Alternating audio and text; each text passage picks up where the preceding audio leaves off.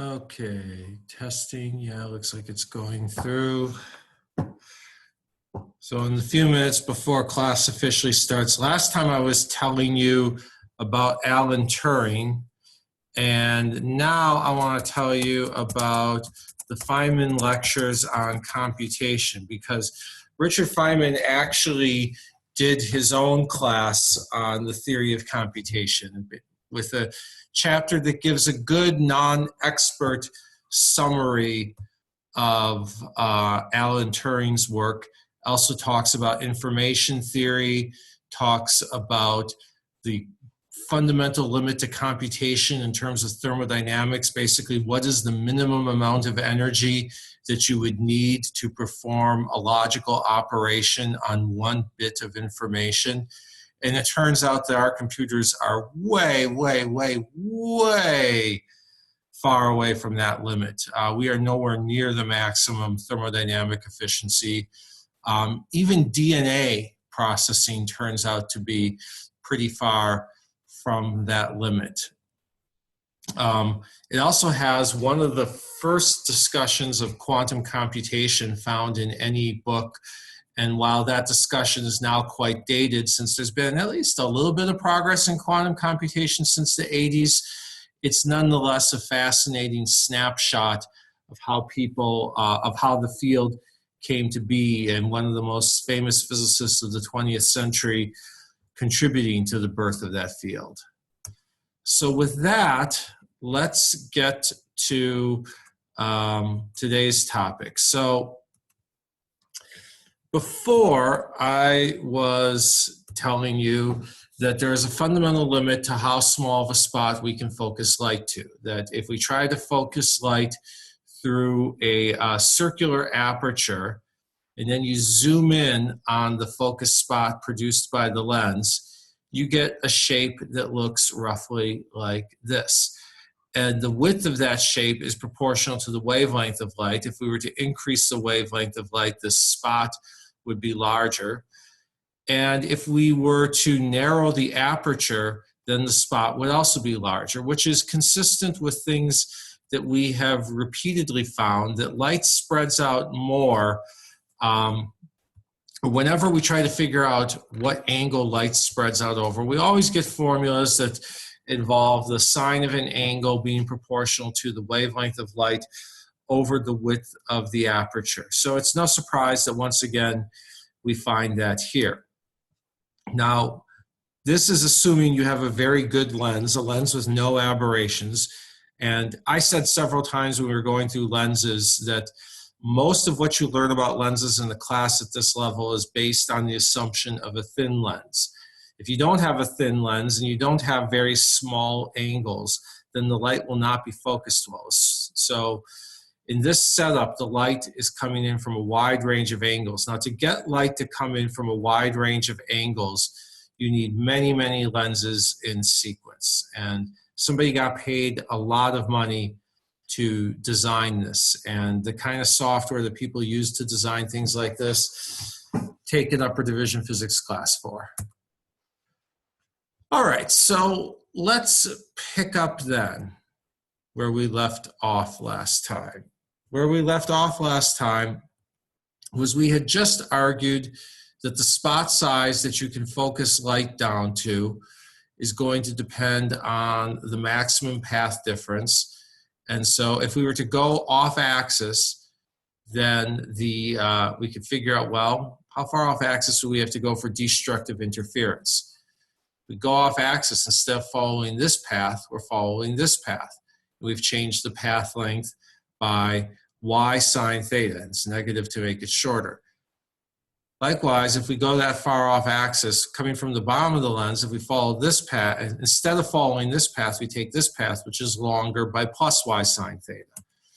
So 2y sine theta is the largest possible path difference if we go off axis. And we get destructive interference, meaning that the average path difference is half a wavelength. If the largest path difference, adding up all the paths from a circle, is 1.2 wavelengths. So that's where we got 0.6 lambda over the sine of this angle. And the sign of this angle is called the numerical aperture because it's a measure of how wide a range of angles the lens is collecting light from. All right, now this is called the Abbe limit. This was worked out in the 1860s by Ernst Abbe, a German professor who also worked closely with the Zeiss Corporation, the company that to this day manufactures optical equipment. And there's actually some interesting stories to be told about how these German optics manufacturers got through World War II and then got through the situation at the end of World War II. There was a big race between the US and the Soviets to get as much of Germany's high-tech industries as possible. And so everybody naturally wanted to surrender to the US, not to the Soviets. So a lot of high-tech manufacturers had to quickly move their equipment out of the eastern part of Germany and into the western part of Germany. And Zeiss was part of that race like anyone else. But Ernst Abbe, long before World War II in the 1860s, came up with the Abbe limit. And to this day, the company that he worked with is making equipment. Okay, so say we've got two distant sources. We know that a distant source sending parallel rays to the lens will form an image at distance f tan phi off axis. And now I'm using phi instead of theta because there's two different angles. There's the angle that the rays make when they get focused, and there's the angle that the rays made coming in before hitting the lens. So phi will be the angle before the lens, theta will be the angle after the lens. All right, if these two objects are far apart out here, they form distant images. We don't need to worry about the fact that the images are blurred. But as the objects start getting closer and closer together, then eventually f tan phi becomes comparable to 0.6 lambda over the numerical aperture. And let's say that they're just close enough that the dark spot of one overlaps the dark spot of the other. So this little point halfway between them, it's 0.6 lambda over numerical aperture from the center of the first image and 0.6 lambda over numerical aperture from the center of the second image. So f tan phi must be greater than 2 times all that. Tan phi must be greater than 1.2 lambda over f times the numerical aperture. Let's try to visualize this in another setting. Here I've got Mathematica, and I've had Mathematica plot a simplified image. It's a Gaussian just because it takes less time to compute. And what I've got in here is 3 different things. I'm going to move these images, these objects far apart. We've got object 1. We've got object 2. We've got the sum of their light intensities, because of course a real camera doesn't say, hey, I've got a whole bunch of photons hitting this pixel, but half of them are from object 1 and half of them are from object 2, so I'm just going to break them apart. A real camera doesn't know how to do that. It just gets a certain amount of light. It doesn't know how much of that light is coming from one object and how much is coming from the other. So what your camera actually detects is the green combined image. And normally that combined image in this area perfectly overlaps object 1, so much that you can't even see the blue from object 1 standing out against the green the way they plot it. They overlap perfectly. And over here, this other object gets plotted, and I'm going to vary the relative intensity because the relative intensity does matter for distinguishing them. The second object, of course, you can't tell that there's really a second plot from object 2 there.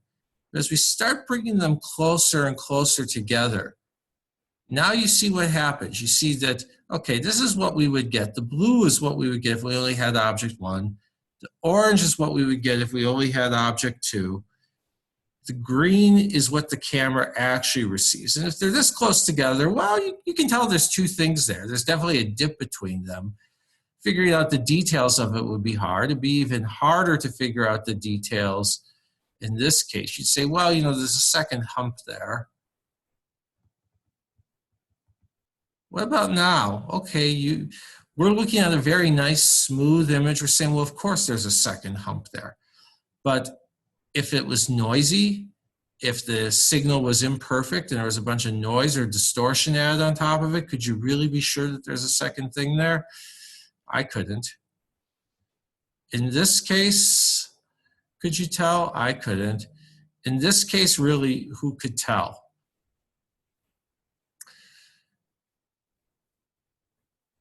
Even if the two objects were equally bright, you might look at it and say it's a little bit wide, there's the tiniest dip there, but with noise, who could tell? So what I want you to take away is that as the two objects get closer together, the images start to overlap until eventually they merge into something that maybe with very, very good signal to noise, you could tell is actually not one image, but two, but you wouldn't be able to pull out any real details about it. Any questions on that? Anyone? If you don't want to ask a question with your microphone, you can type it into the group chat. Any questions about this problem of telling two things apart?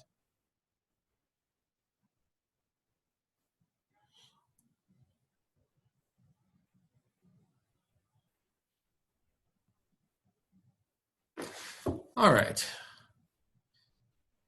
This problem of telling two things apart is actually a big thing that I've worked on in my research, which we'll get to a little bit later today.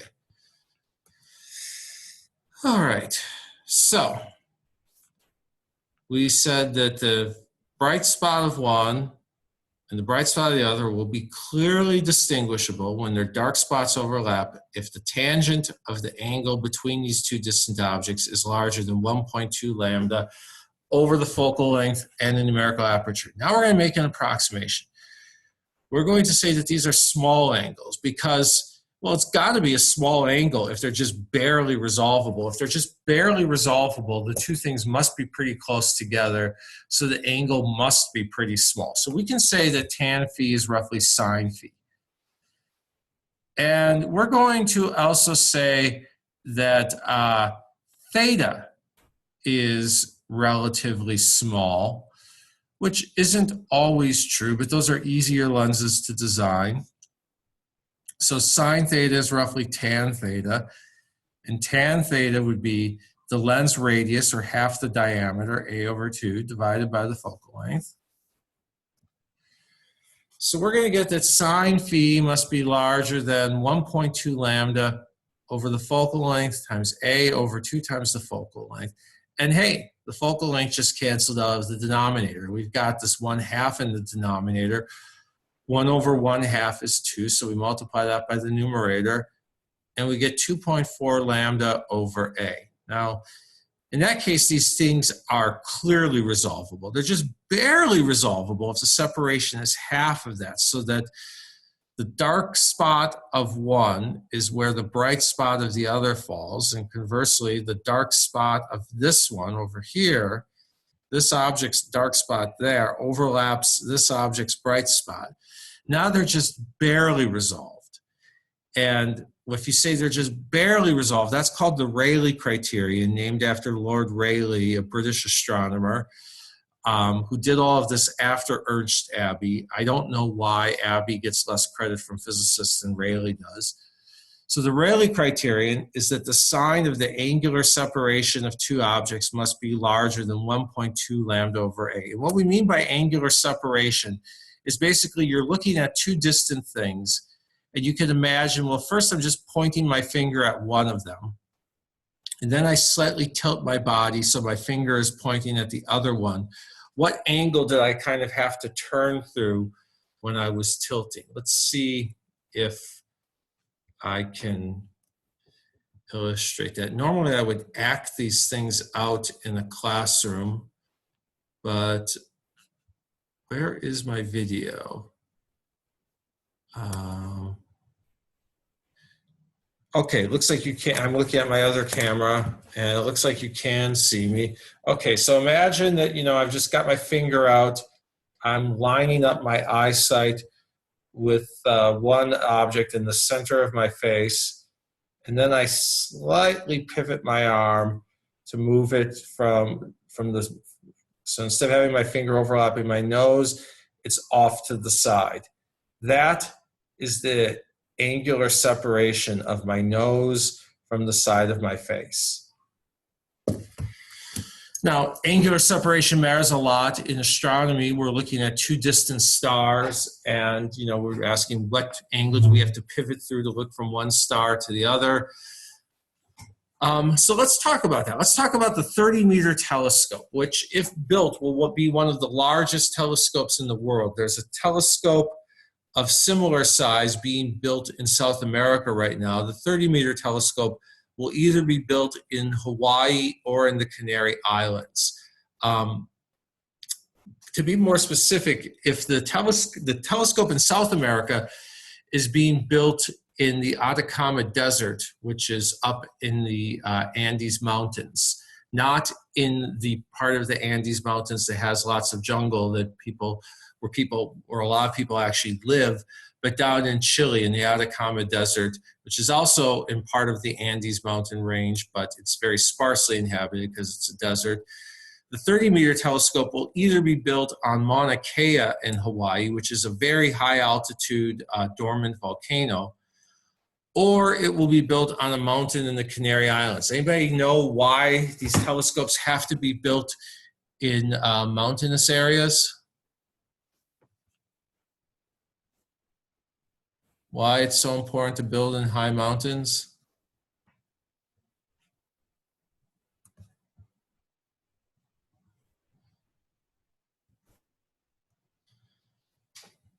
Well, because there's this big blanket of air standing between the smog. Okay, that's a very California answer. I see smog in the group chat. That is a very California answer.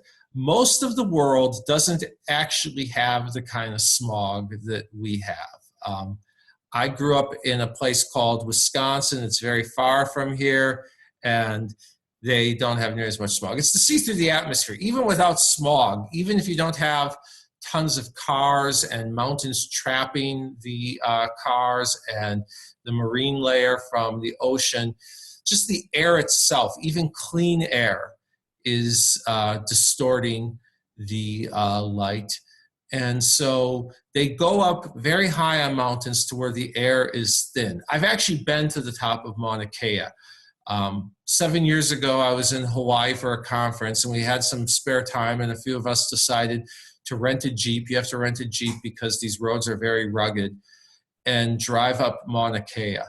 And halfway up, they have a visitor center, and you have to spend at least an hour there, allowing your body to begin to adjust to the low oxygen levels. So we spent an hour at the visitor center. That was nowhere near enough. I should have spent 2 hours there.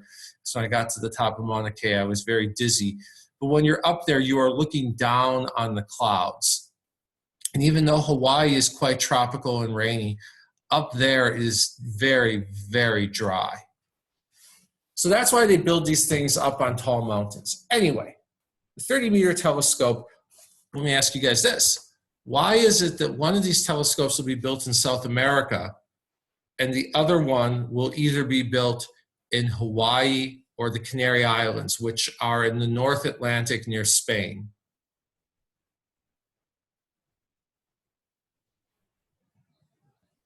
Feel free to speak or type.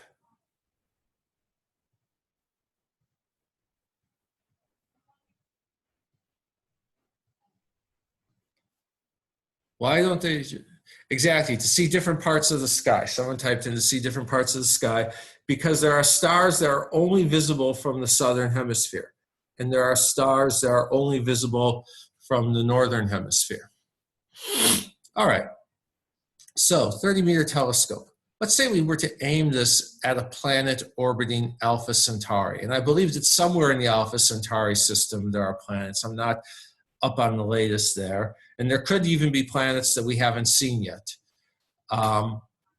So Alpha, here's the telescope. Here's the feature planet with size Y. The distance to Alpha Centauri is 4.3 light years, or 4.3 times 9.5 times 10 to the 15 meters. So sine of that angle is going to be Y. the feature size over the distance. You might be saying, well, isn't that really the tangent of the angle? Yeah, but for these tiny angles, sine theta is comparable to tan theta. So that's got to be greater than or equal to 1.2 lambda over A. So if the wavelength is 400 nanometers, which is blue light, it's short, but it's going to get through the atmosphere, and A is 30 meters, then Y would have to be larger than 6.5 times 10 to the 8th meters, or the Earth-Moon distance. So we wouldn't be able to image a continent on an Earth-sized planet around Alpha Centauri, but if Alpha Centauri should just happen to have an Earth-sized planet with a moon, in principle, we could see that moon using a 30-meter telescope. Any questions?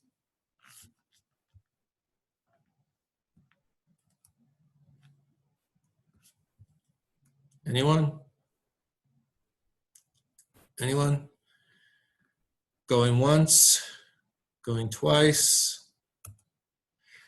Okay. More literally down to earth.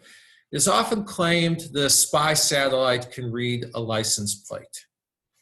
So spy satellites, although they don't exactly publish an official list saying, hey, here are the detailed orbital parameters of all of our top secret satellites, just knowing a thing or two about orbital mechanics, you can figure out that they're probably several hundred kilometers above the Earth.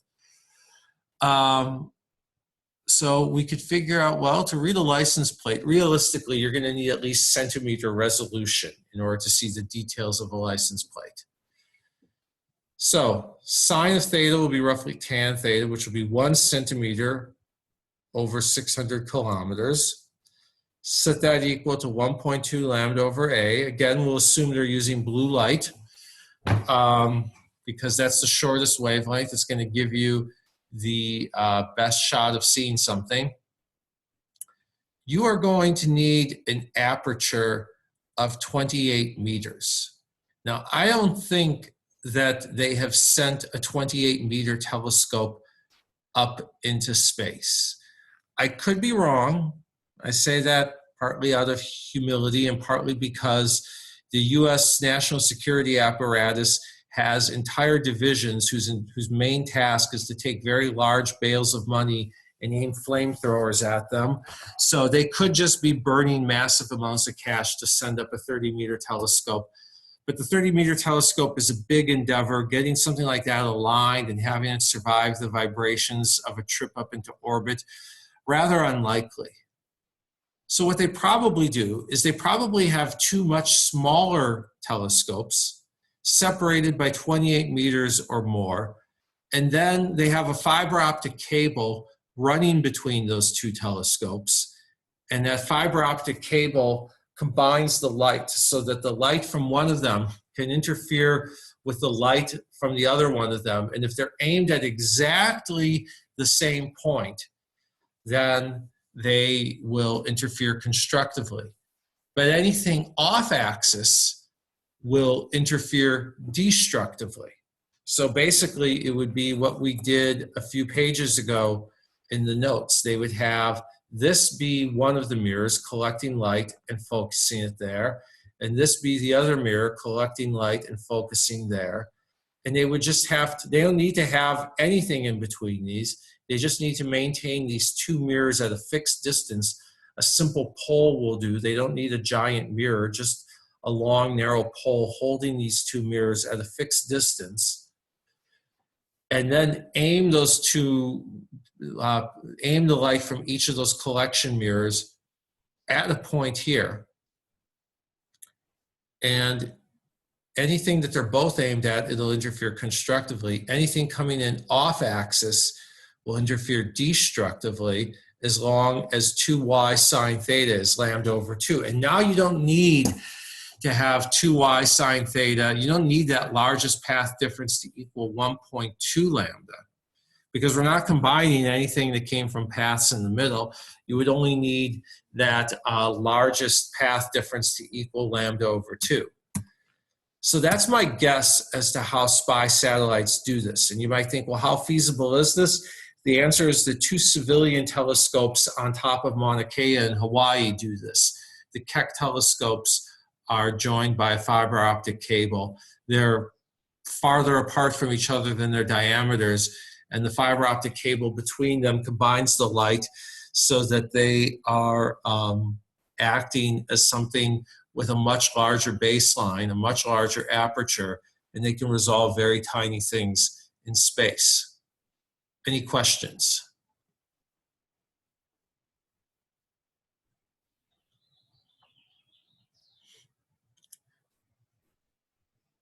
We should not underestimate the amount of money that they have available for building spy satellites. Let me tell you two quick stories.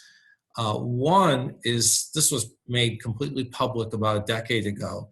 It came out that the National Reconnaissance Office happened to have a mirror similar to the mirror on the Hubble Space Telescope, which in and of itself isn't surprising. I think we always kind of figured that the NRO, National Reconnaissance Office, is the agency that maintains the spy satellites. They get less publicity than the CIA or the NSA or even the DIA, but they like it that way, having less publicity.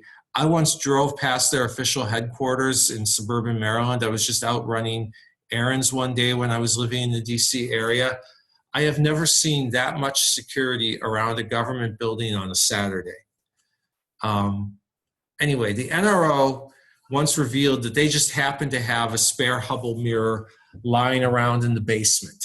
You know, they're cleaning out the basement one day, they find some old records, and by records I mean transcripts of spying on people, and they're like, hey, yeah, old records, yeah, 60s were a good time in. Hey, what's this in the corner? Hubble mirror, hey. And so they donated that to NASA and said, yeah, we're going to let civilian scientists make some use of a mirror like this.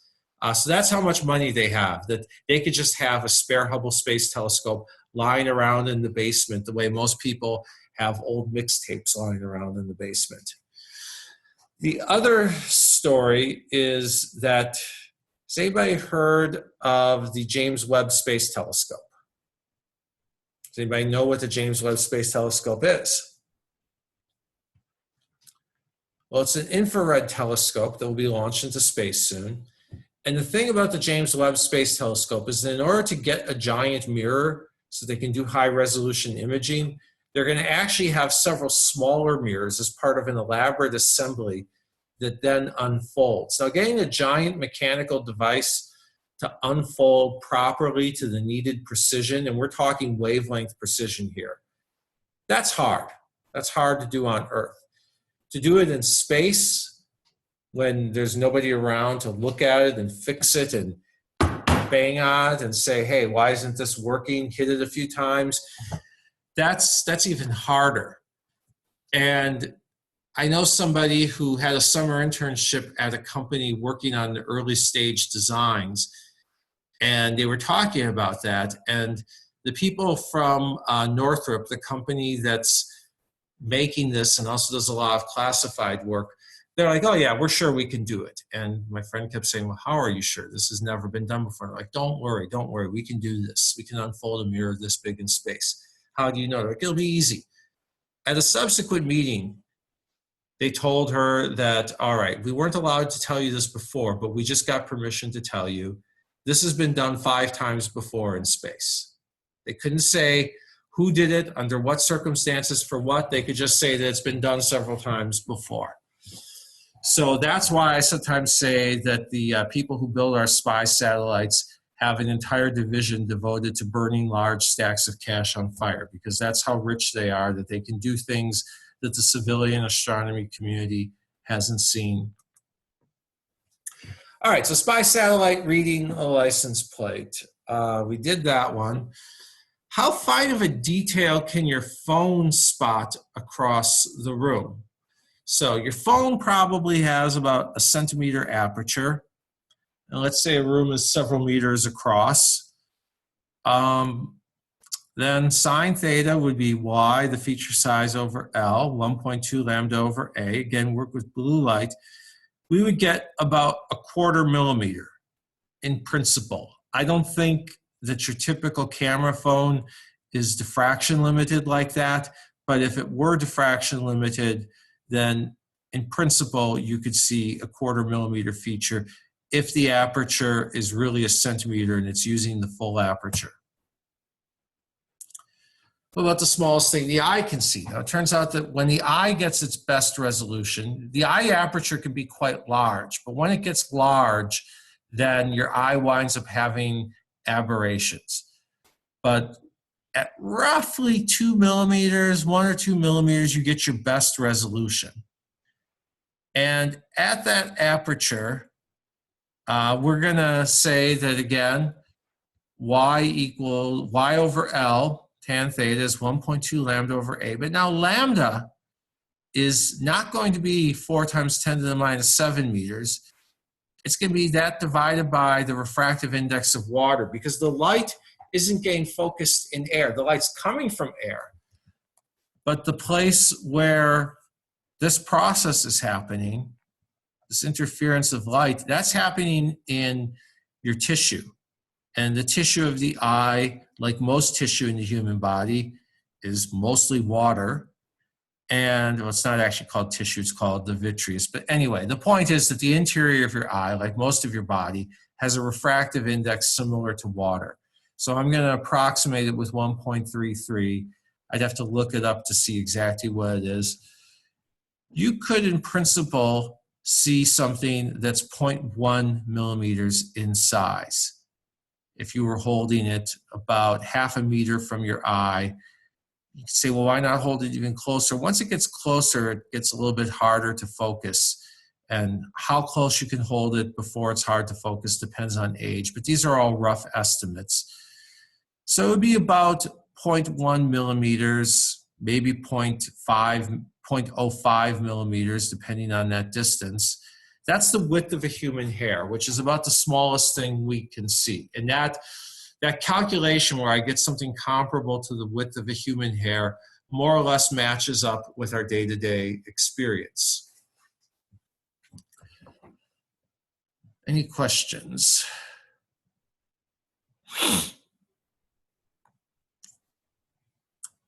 Okay. Finally, a good microscope. Its numerical aperture is going to be n sine theta, and we should talk about why that n is there. The n is there because before, while doing this, I didn't insert the refractive index of this medium. I assumed it would be 1, but in fact, I should have lambda over n in here, which means that I should have lambda over n sine theta here. And so n sine theta is what should be in that denominator. And n sine theta is the most precise definition of the numerical aperture. You can get away with sine theta as the numerical aperture as long as you're just working in air. But for the best microscopes, they actually put the object in a high index oil, an oil that has a refractive index even higher than the refractive index of water, because that makes the wavelength of the light even smaller so that they can see even smaller things.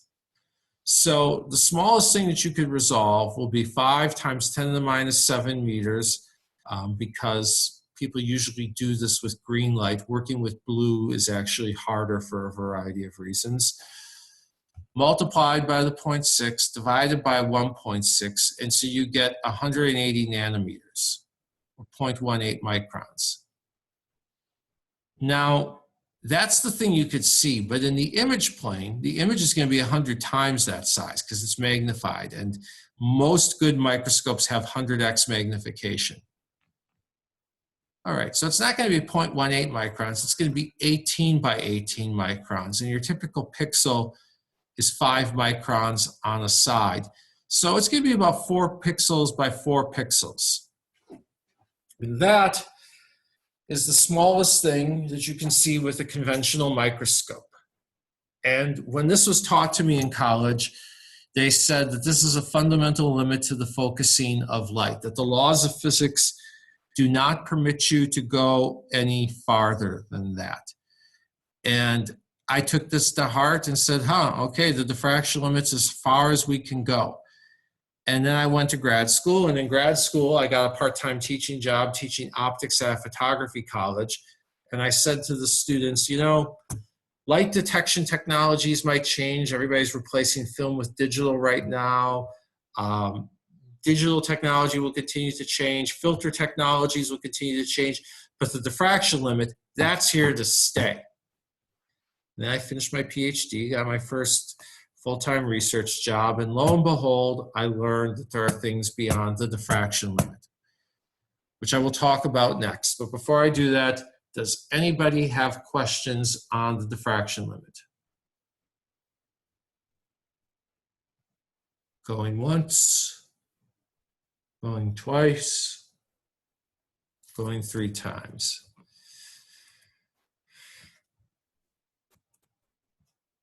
Okay, so now let's talk about my research area. In 2006, before 2006, people were doing a little bit of this, but in 2006, it really took off. People were finding ways to see things smaller than the wavelength of light. And you might ask, well, why am I a theorist working on this? Well, this goes back to Ernst Abbe. And this is a quote from the Zeiss company website. They pointed out that before Ernst Abbe's work, people had built microscopes on a trial and error basis. You know, they look and they see, okay, well, how good is it? What's the smallest thing we can see? Okay, let's see if we can go further. Let's try this and see if we can go further. Let's try that and see if we can go further. But once they had the theory of the diffraction limit, now they had a benchmark. They had a target.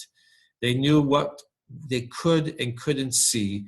They knew whether they were far away from that, so that fundamental progress, big leaps would still be possible, or whether they were close to that, so that all of the progress would be incremental.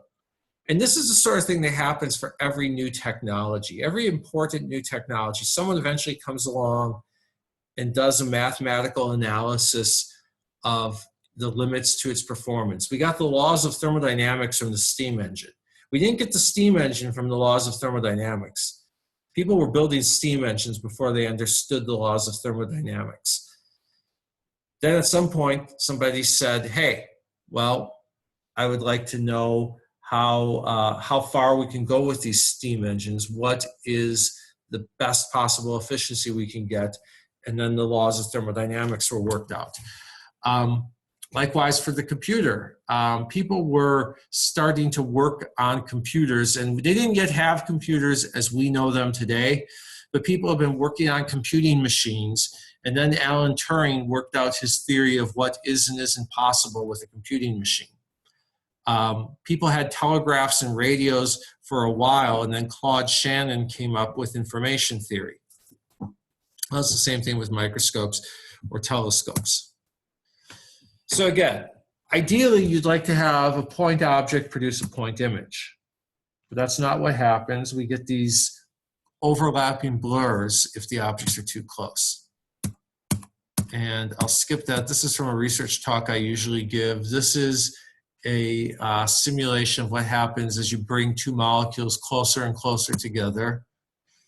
But in the past 15 years, people have found ways around that.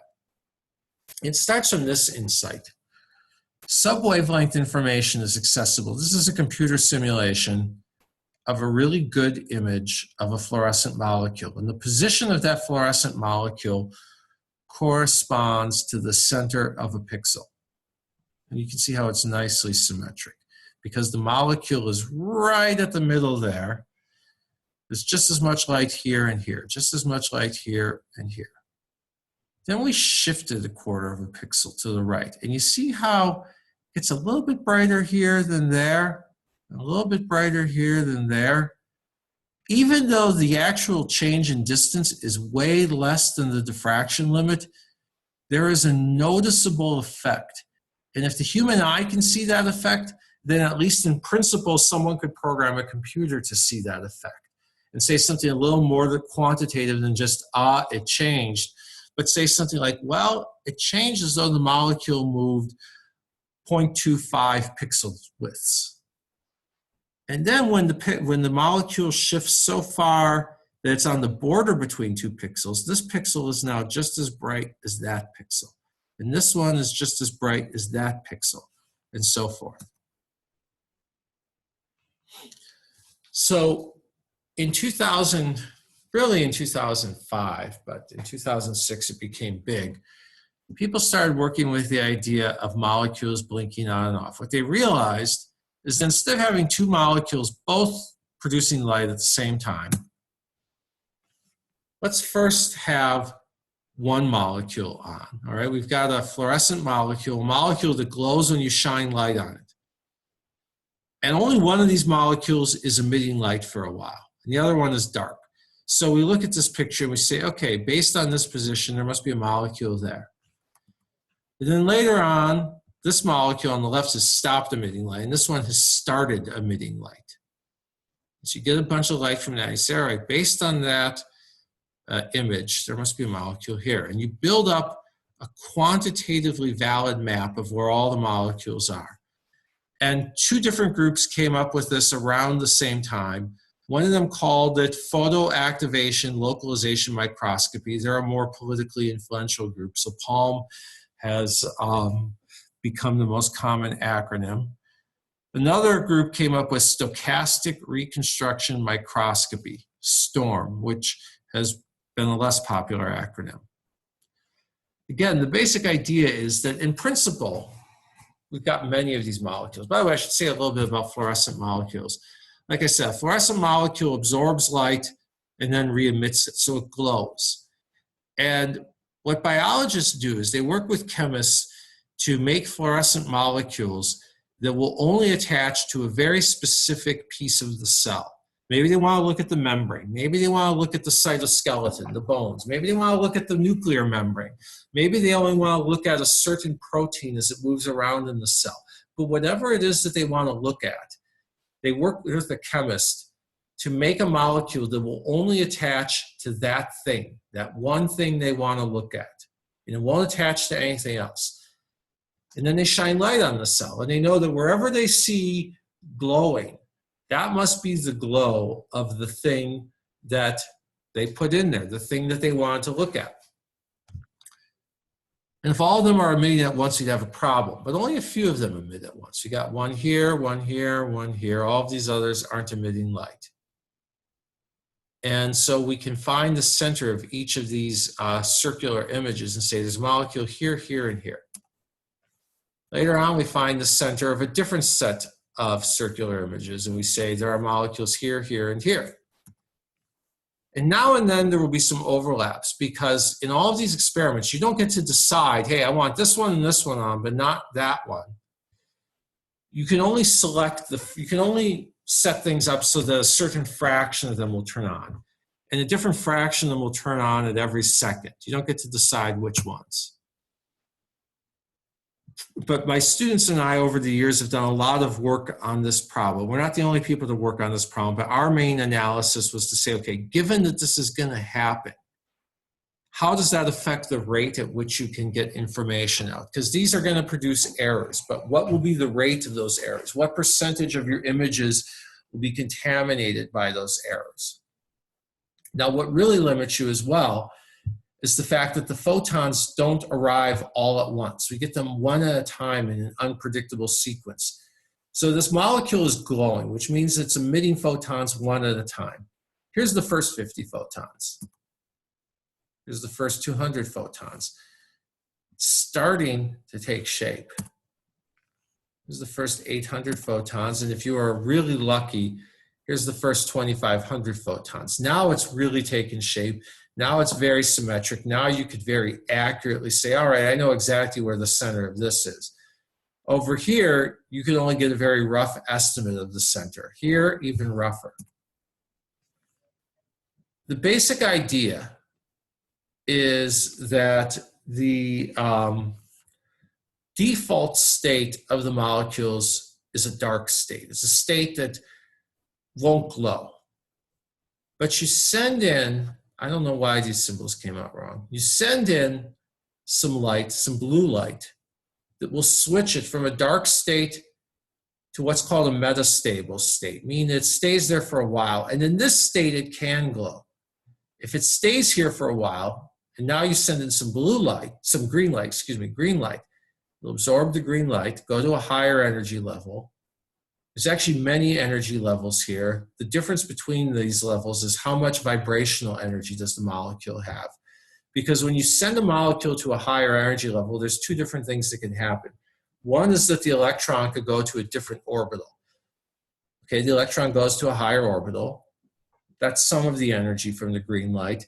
The rest of the energy from the green light goes into making the molecule vibrate. It's just a bunch of the atoms are basically balls held together by springs. The bonds are like springs, so it's vibrating. Well, it quickly loses that vibrational energy because it's in a water environment. It's being constantly buffeted by water molecules, which are in those collisions taking some of the energy away.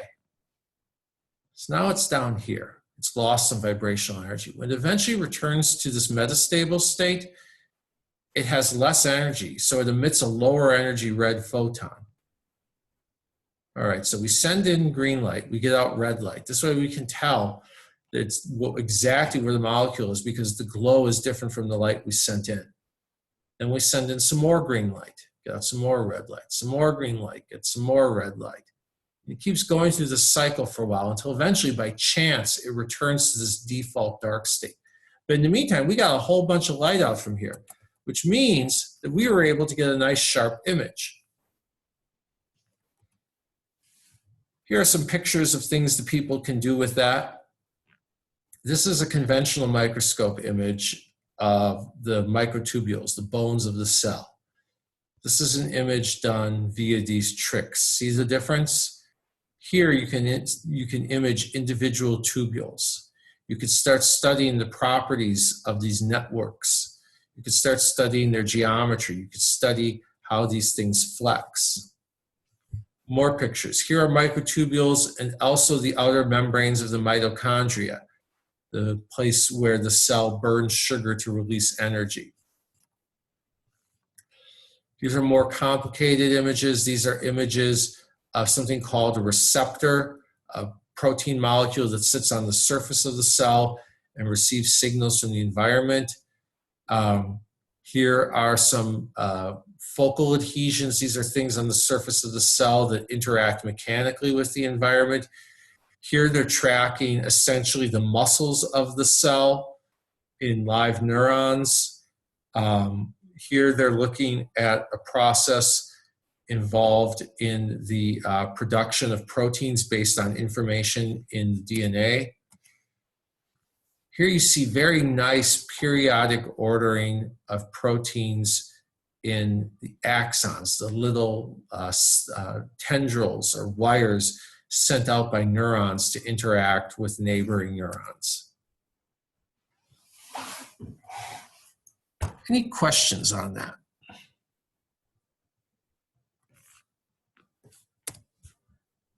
Keep in mind that when I was in college, they told me this was impossible. And so when I learned that it wasn't impossible, I knew I had to start working on this. Because they told me it was impossible, so I told my students it was impossible, and then I found out that my professors lied to me. Now, as far as I know, everything I've told you in this class is true. There's something I've taught you in this class that people will eventually discover to be wrong. I have no idea what it is. I think that most of what I've taught you here will be true, but something will be wrong. Even the stuff I told you about the diffraction limit wasn't wrong per se. You really, if you just use a lens in the normal way, you really can't see anything smaller than 0.6 lambda over the numerical aperture. If you use a lens in that way, that really is the limit. Just turns out that that's not the only way you can use a lens. So I suspect that something I'm telling you right now, maybe not literally at this moment, but something I'm telling you this semester is wrong. At some point this semester, there's going to be something I told you that people will later find an exception to, or they'll discover that it doesn't have to be that way. It's only if you do it in a very particular way. Otherwise, there's a trick to get around it. I have no idea what that is. But this is one of those things that my professors told me, and it turned out not to be true. And by the way, this isn't the only way around the diffraction limit. There's actually one other way, which I'll just do very briefly. I'll skip to the end of this presentation.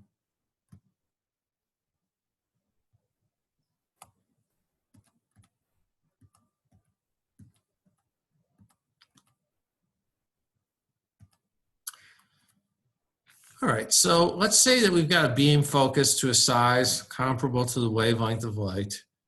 And we use that to raise a whole bunch of molecules from the ground to the excited state. Well, if we just hang around, they're all in their excited state, they're going to eventually emit light. Why wait? What if we send in a second beam of light that has high intensity here and here, zero intensity in the center, and that second beam of light is tuned to this downward transition? It turns out that if a molecule is in its excited state and you hit it with a photon that's at the same frequency or wavelength as the photon that was going to emit a little bit later anyway, it will emit early. That's not at all an obvious statement. It's something that you have to take a lot of quantum mechanics to learn to actually see how it comes about. But it was one of Einstein's 3 most important discoveries. I would argue it's the basis of the laser, actually. And it's probably Einstein's most profitable discovery. The other one being GPS. Anyway, well, so all of these molecules here and here, they all go back to the ground state. But these 2 molecules, they wait around for a few nanoseconds. Now, a nanosecond doesn't sound very long. It's not a long time to a human, but to a molecule, that's an eternity. So it emits a few nanoseconds later. So if we don't detect this light, if we turn off our detector while this light is coming out, and then turn on our detector a nanosecond later when this light is coming out, any light that we get couldn't come from here or here. It had to come from here. So we have a way of detecting light only from a very, very specific point. And then we could shift the whole thing over to a different position and repeat the process. So now I focus this beam here, and now we detect this light from these molecules.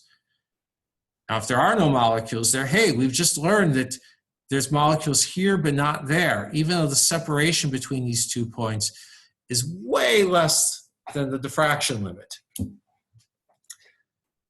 Final thing I'll say, a bit of history. All of this stuff was actually worked out in the 90s. They started implementing it in the early 2000s. This stuff is hard. It requires more finicky lasers to work with. It requires more lasers, more expensive lasers, more finicky beam alignments.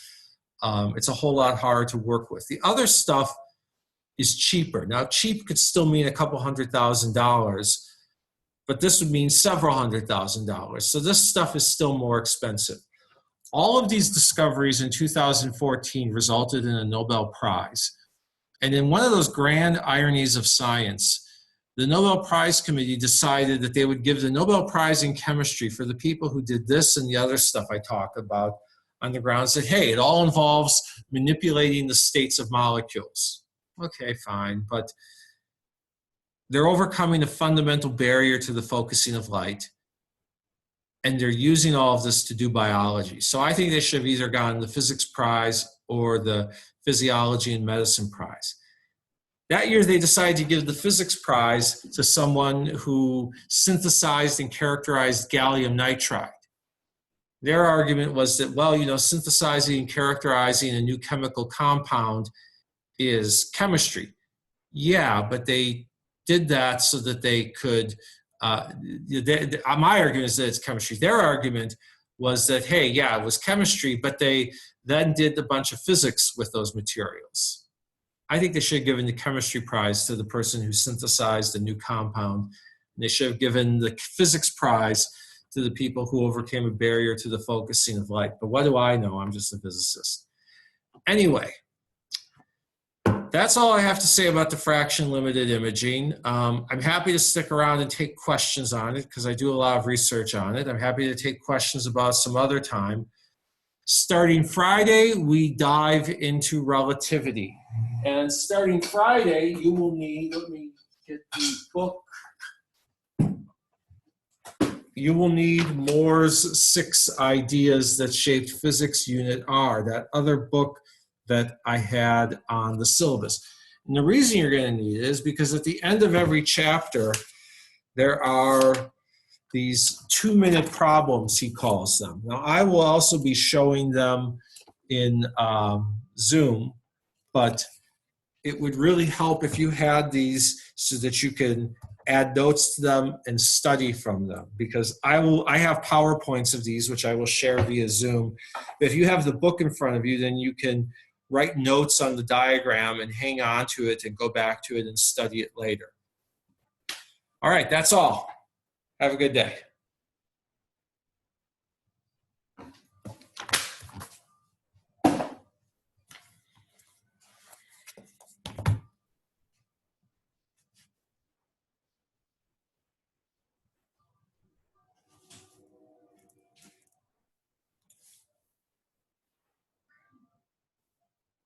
What? Oh, I'm going to my table. I was in my The 2 bedroom. people who are still hanging around, any questions?